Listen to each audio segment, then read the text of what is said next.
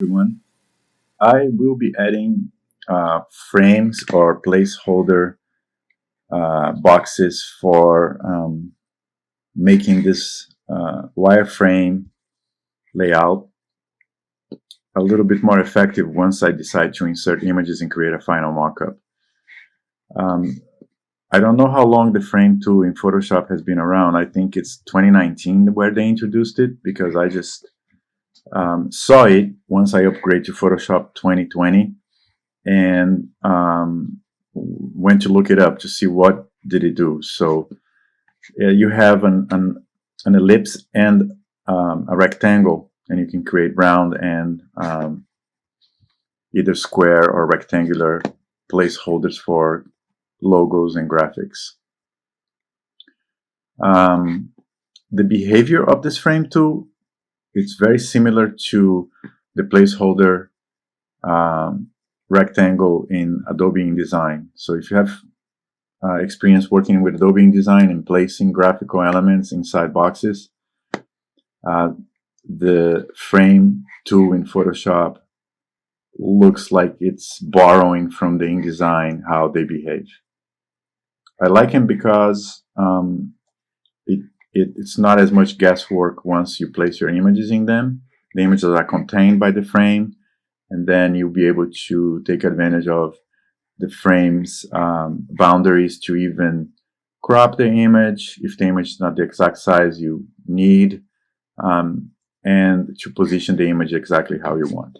So I'm going to open up the artboard that contains this document, and the first layer here is the logo that is at the very top, the logo placeholder. So I'm going to select this layer so that when I go to the frame tool and I draw from the top left corner down to the bottom right corner, it created my frame. It created a layer that holds that frame. I'm going to double click on that frame one layer, name it logo frame, and then I'm going to go down, scroll down to see where the next placeholder for an image in my document.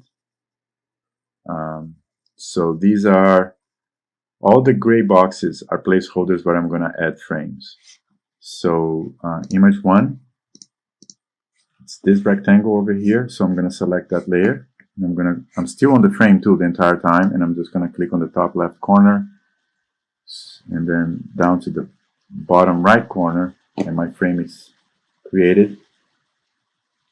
I can leave frame one since it's matching image one. I can rename it frame for image one. But I'm going to go to image 2 now, which should be right below it. I organize my layers so it's organized, and I'm trying to create the frames and stay organized. So on image 2, I'm going to draw the next frame above it, and it's going to create a layer above image 2 layer. There it is. So now I'm going to scroll down a little bit, select image 3. I turn the eyeball on and off just to make sure that it's the correct image corresponding to image 3. So I'm going to press Command plus on a Mac or Control plus on the PC to zoom in so I have more precision when I draw my frame. Then I drag down to the bottom right corner and I have frame 3. Then I'm going to select image 4. And I'm just going to make sure it's the correct image. There you go. And I'm going to draw a frame on this large placeholder area down to the bottom corner. That's my frame 4. I'm going to select image 5. I'm going to turn the eyeball on and off to make sure that's the correct image. Draw my frame, then scroll down a bit more. Image 6. Select my frame tool. Create the frame above image. This layout. So I've finished creating the frames for all the rectangles. Now I'm going to switch to the elliptical frame tool, and I have the social media icon selected. So that's those three circles there, and then I'm going to select that layer, and then I'm going to place the crosshair. I mean, I could have put some guides down, and I will do that so I see exactly where the middle of this shapes And I'm not going to make it um, millimetric exact, but this visually to me, it looks like I'm right at the correct spot for starting the original point for the frames.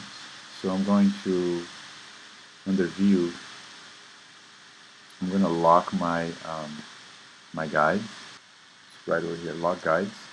And then I'm going to that frame tool, the ellipse is selected. Now I will place the crosshair right where those two guides intersect. I'm going to press Option and Shift so that Option will originate the creation of the frame, of the round frame, from the center of this shape, and Shift will create a perfect circle. So I'm just going to drag it until I see that I'm right outside um, the the shape. And it's slightly larger, and I can see that if I zoom in, I'm a little bit off, so I'm going to nudge it up and to the right. So now it's fairly centered. It's a little larger than my placeholder, but that is really close to the correct size. So I'm going to press Option and I'm going to hold Shift down. So I'm going to drag a copy of that shape I just created, that frame, and I'm just going to drag over to the middle social icon placeholder, and then I'm going to press Option and Shift, and I'm going to drag to the rightmost one. Now I have my three social media placeholders. So I'm going to name this one um, social media frame 3. And I'm going to drag it down so that it's in the stacking order that I've been creating for this whole document. This one is social media frame 2. And I'm going to drag it below the one that it's supposed to be, frame 1. Social media frame 1. And now my social media frames have been created so that when I decide to place those logos for Twitter, Facebook, or whichever social media I will decide to place here for a mock-up, everything is ready to go.